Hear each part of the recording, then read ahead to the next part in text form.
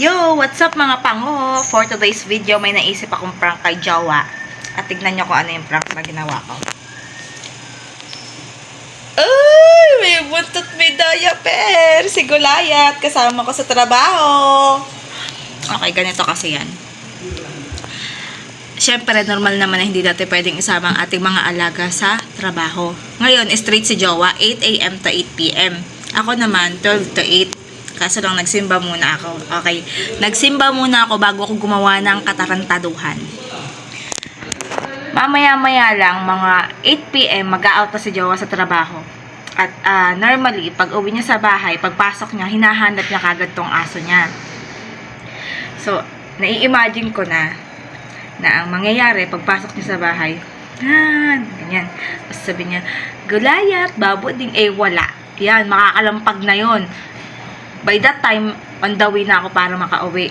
Kahit anong tawag niya, hindi niya na ako matatawagan. Or kung nandito pa ako sa MMG, mag-video call siya sa akin. Sasabihin niya, nawawala yung aso niya. Ganyan.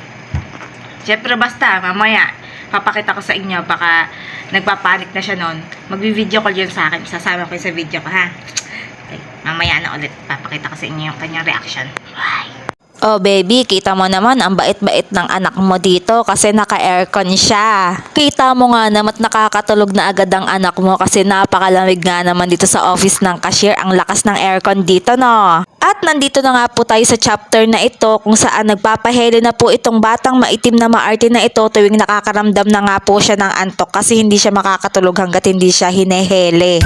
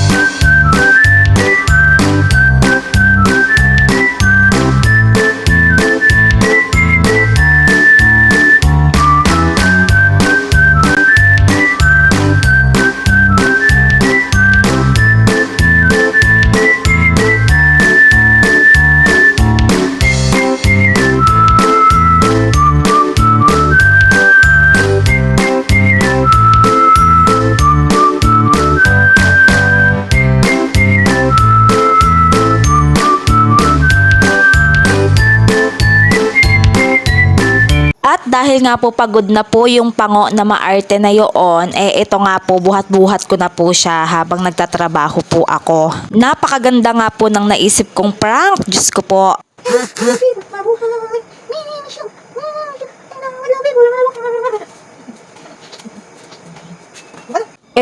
Ay konting galaw ay pagod kagad aring maitim na panguna are.